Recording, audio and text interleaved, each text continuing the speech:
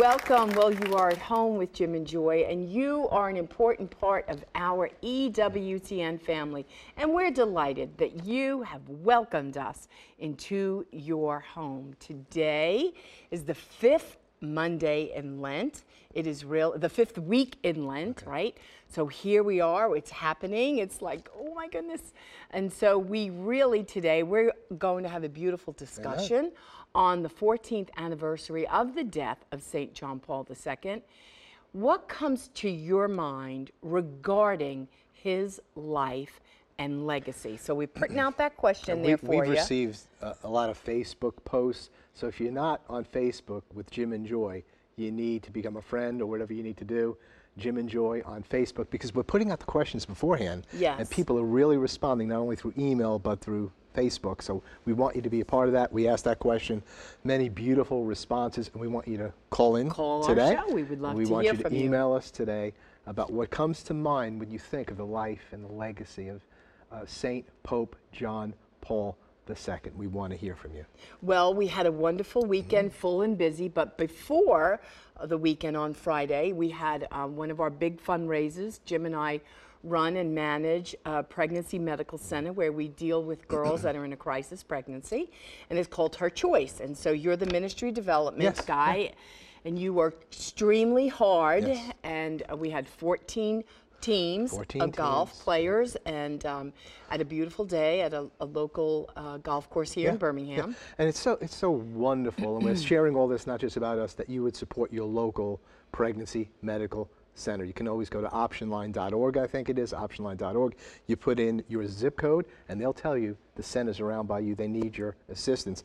But it's always a great time because they're all mixed teams with Catholics, Protestants. Sometimes we have some women that are playing, and you have your staff there, volunteers. Great set staff of and women. Volunteers. Yep. They're all ready. They register these guys and get them involved, and they do a great job. This year, something that was interesting is that we had some really young kids, maybe like 11 or 9, and they played golf with their dad and with their uncle. So it's nice to see some of those younger faces and raising up golfers for life in that way. And then I think our oldest player was 82 years old. Yes. And so we have these little kids playing, we got the older guys playing, guys who are middle-aged, Catholics, Protestants together, and they hear about our center, the Life and Soul Saving Ministry. I had one guy come up, and he said, you know, for years I just was not involved in the pro-life movement. You know, I figure, you know, I'm not involved with abortion personally. It's not my thing. He said, then last year you shared about how an abortion is done, and you shared about the fact that they're selling baby body parts. He said, it totally changed my life regarding this. Right. And he said, I hate abortion. He doesn't hate people. I mean, there's so many, you know, families that have had abortions. He said, but no, I hate that act because I understand it now and what they're doing.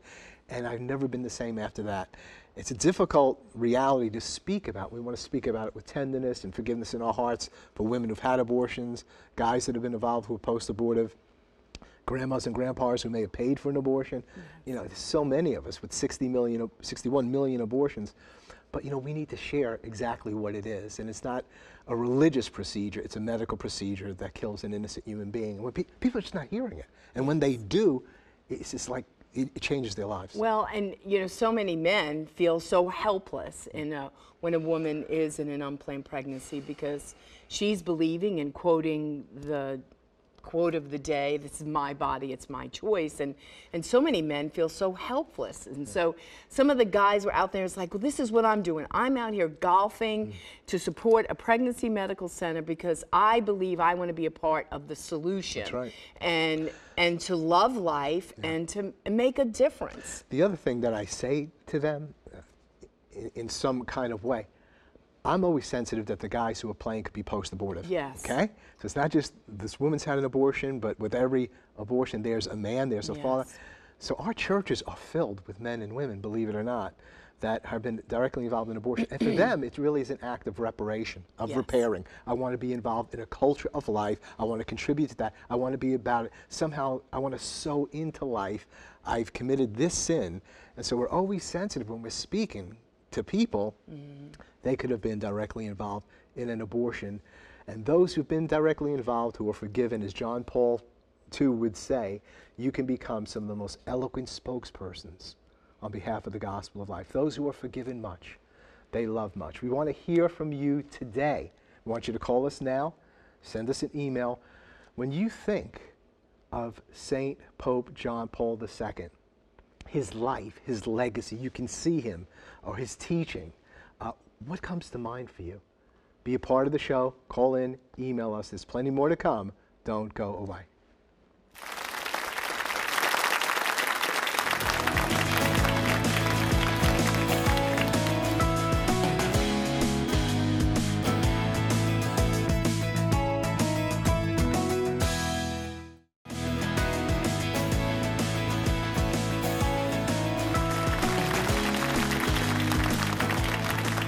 Welcome back. Well, remember, we are taking your questions during our show today. It's Monday, and that means it's live.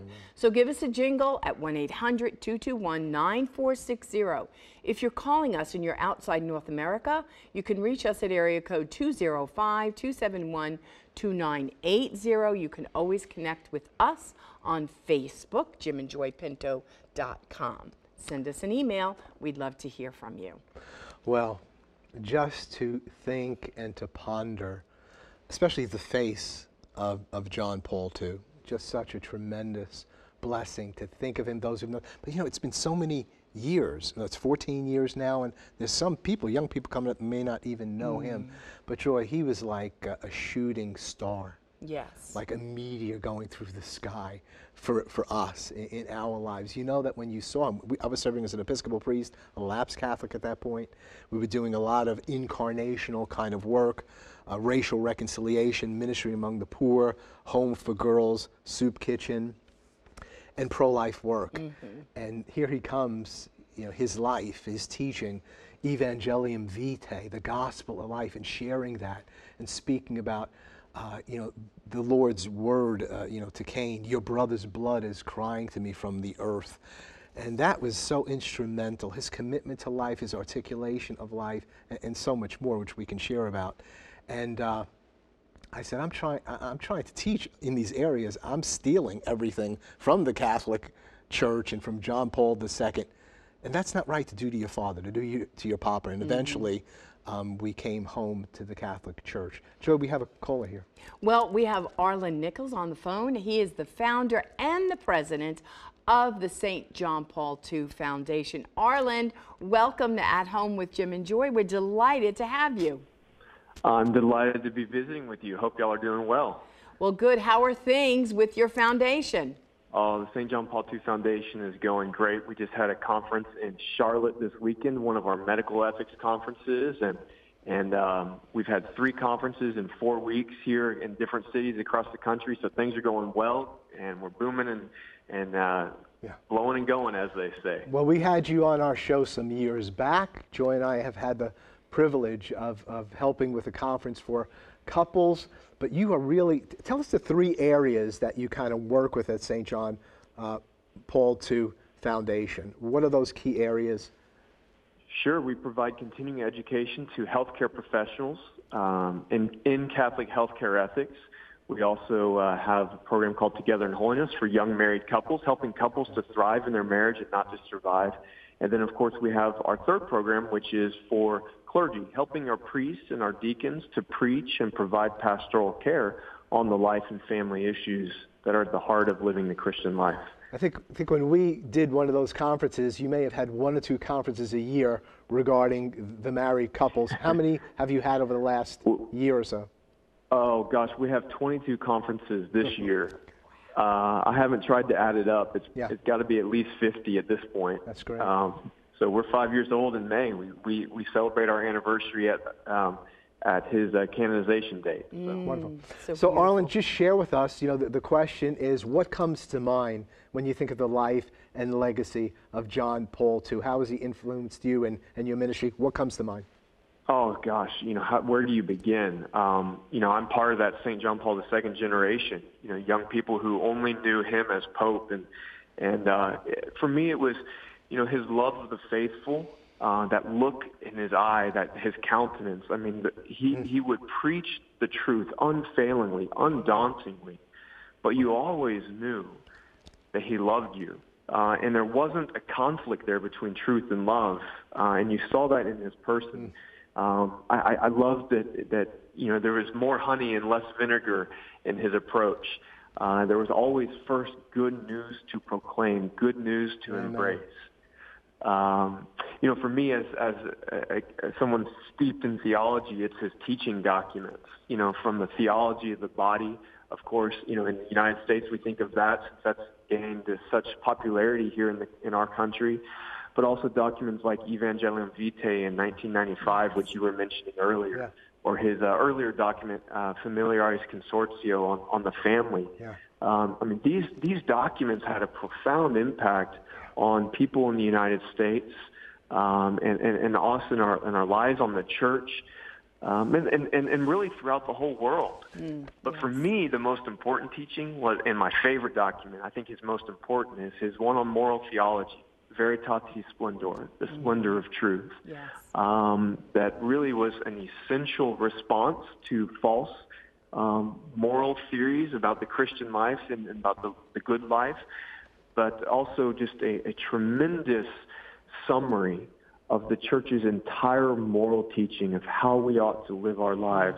So those are just some examples of some of the teaching that for me is huge. And I still just read back and I'm awed. As I read those documents, I'm awed at how incredible mind and heart and theologian and pastor he was. Arlen, thank you so much for being with us and kicking this time off. It's the St. John Paul II Foundation. The website is forlifeandfamily.org, forlifeandfamily.org. God bless you, Arlen, your wife, your precious family, the great work you do. Thank you. Thank you, Jim and Joy. Bless you. Well, I wanted to share, as I didn't know the Pope. We were Episcopalians. I wasn't really on the Catholic radar. And one of our friends had given us a CD that the Pope, that they had produced, and the Pope it was called the Abba Pater, and a CD, CD with the Pope. Now, we were Episcopalians, charismatic Episcopalians. We had what was called the Friday Night Alive, and we would play this worship music and go far, far away with Jesus. And so our friend says, hey, why don't you play this CD? It's by the Pope. It's Abba Pater. Our Father is the theme, So sure, we're open. Yeah, whatever. We put this CD in, and I'm telling you, the sanctuary was filled. It rained down truth and authority, and and everybody was like, what are we listening to? What just invaded our atmosphere? And I wasn't looking to become Catholic, but I was falling in love with this Pope and this CD. And some of it's not even in English. And you're just listening, and your spirit is resonating what is this? And what he did as a Pope for the arts. Right? I mean, just to say, look at everything that is beautiful out there, and an appreciation of acting and all that we are and all that we have, to make it a beautiful offering to the Lord. So, well, he wrote a letter to artists, by the way. It's just beautiful. And when he coined that phrase, a culture of life, he spoke about a culture, a whole culture, which is everything that's kind of going on in society, and its norms and its standards in medicine, in law, in film, in whatever. That there's a culture that's promoting the way of death. And of course, Pope Francis speaks about the throwaway culture. And then he spoke about a whole culture of life. He himself was an artist and a writer and an actor. And he's so incarnational, so he understands the arts and that form of communication. And like he was saying, for many people, it might be they don't want to entertain Catholicism, but all of a sudden they hear him singing the Our Father or some other liturgical form of worship. And your defenses are down. And so the arts have a way of just getting right in. And if it's garbage, then it's garbage in. If it's good stuff, holy stuff, Catholic stuff, that winds up getting in too. And we played it, and we really enjoyed it, and it's so blessed people should get that CD. Our lives. Wonderful. It's a great CD. Well, we have a comment here from Facebook. It says, keep in mind when you always connect with us on Facebook. Now, here is a comment of someone who did. As a convert, he drew me to the church, and he introduced me to the Divine Mercy Chaplet. He is one of my go-to saints for prayer. What a blessing to us all. And I agree with Father Michael Gately. Second greatest story ever told. And this was from Carol on Facebook. There's so many areas that John Paul, delves into and brings to us. So some people will say, he's the apostle of mercy. Well, he's the apostle of evangelization. He's the apostle of truth. He's the apostle. But of course, that divine mercy with Sister Faustina was so planted there in Poland, his own homeland, and he had such a great devotion to her. And she was studied and her teachings and kind of put on a shelf. And when he became Pope, he said, we need to re-examine this. Right. And various groups and commissions could study this. This is good, solid stuff here. And of course, she came forth and her teachings affirmed. And he was really about, this is the age of mercy. This is the time. This is, I don't know if he said it, but it's a prophetic word for this age and for this time. We need oceans of mercy. And it's speaking to exactly what's needed at this time in the church and in the world is divine mercy. So for this person, it's like I connected through divine mercy. And there's another document, I don't think it's John Paul's, it may be Pope Francis, is that it says, mercy is what God's love looks like when it shows up. Mercy is the manifestation of God's love. And of course, we know the mercy of God in the face of Jesus Christ. Well, and one of the things that I've learned from Pope John Paul was also that his devotion to our Blessed Mother. And it, like for me as a convert, I didn't know much about Mary. I didn't need the Blessed Mother. Maybe as a Protestant, I was protesting her just because. I didn't really even know where all that came from.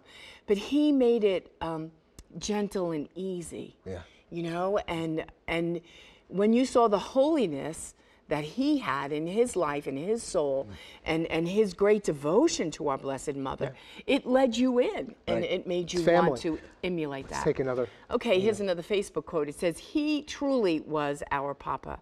He was so Christ-like. He had lived through so much under the Nazis and the communists. And he loved his flock, and he did not want these tyrannical systems to envelop us. And this is from Kathy on Facebook. And we have somebody here that's working on the crew today, and he made the comment, which is along those lines, that he just loved how John Paul II was on the cross with Christ like all the days of his life. And facing Nazism, communism, all that he faced, and to resist that, he united himself to the cross of Christ. Joy, let's take this call. Rose, you're on the phone. Welcome to At Home with Jim and Joy. Your question or your comment? Yes, I think the legacy of John Paul II is the way he interpreted to the young people and got them to join the faith. And his legacy will live on. He's that. Yes, that's an excellent point. Yes. How he connected with young people. We think of the time in Denver, Colorado. They didn't think many people could show up. He was there. And his whole appeal to them and to us, do not be afraid. Cast out your net into the deep for a catch. Go, cast it out. God will fill the net, but you must cast the net, and God will bring in the fish. God will bring in the harvest. This has been a blessed conversation. You can continue to write us and let us know your thoughts. Today is actually the day I think that he was laid to rest. And so we'll be speaking more about that, especially with Joan, who'll be on in a little bit. Don't go away. There's plenty more to come. You're at Home with Jim and Joy.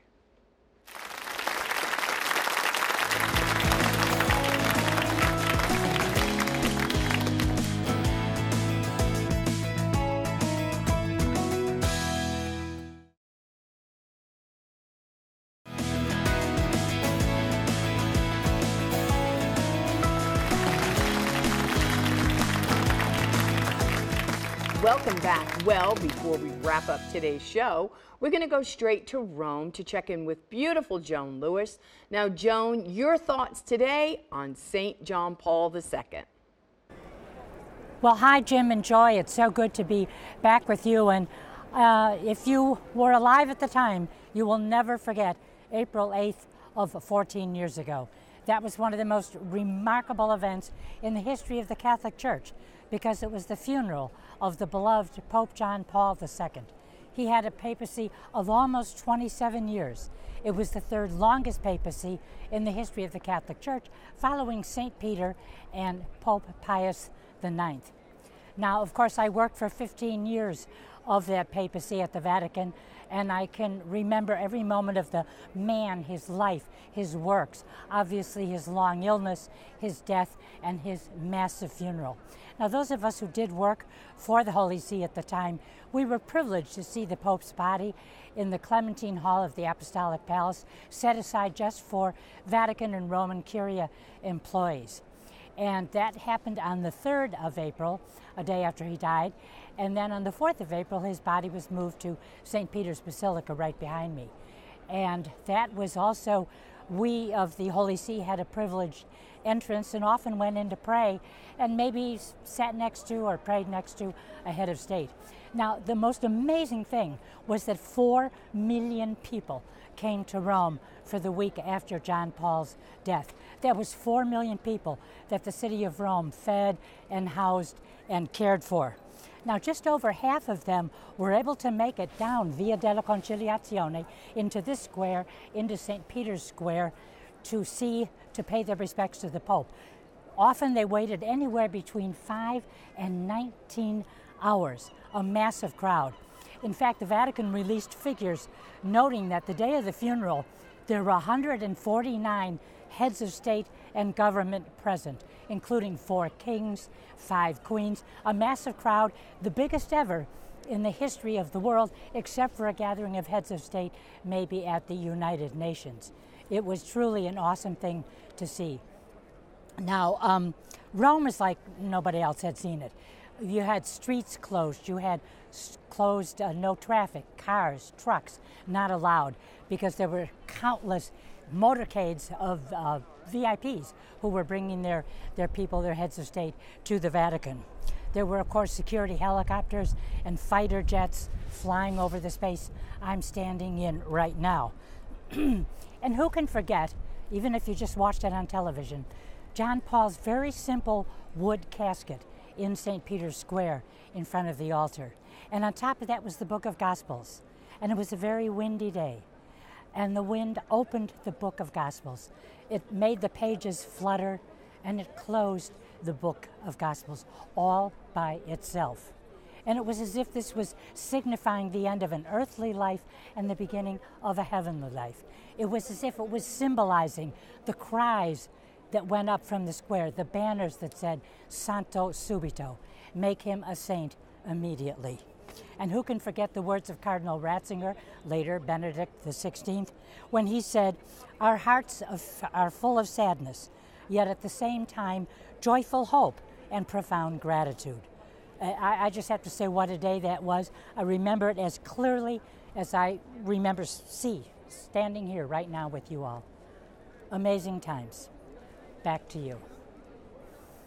Joan, thanks so much for that beautiful reflection. It's just like family being together, thinking about our father who had passed away, recalling his life on this 14th anniversary.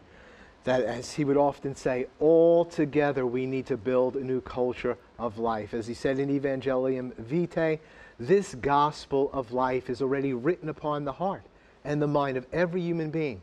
It's there. Don't be afraid to share the good news of life, the sanctity of the person, from the moment of conception through natural death. Proclaim it, share it, live it, speak it with dauntless fidelity to every generation. Cast out the net for life, for salvation to the people, and God will bring them in. May God renew the church and bring awakening to the world. The best way we can honor his legacy is to do what he called us to do. Thank you for being with us today. It's a blessed time to be with you. Life, marriage, and the family will prevail. God bless you. Bye now.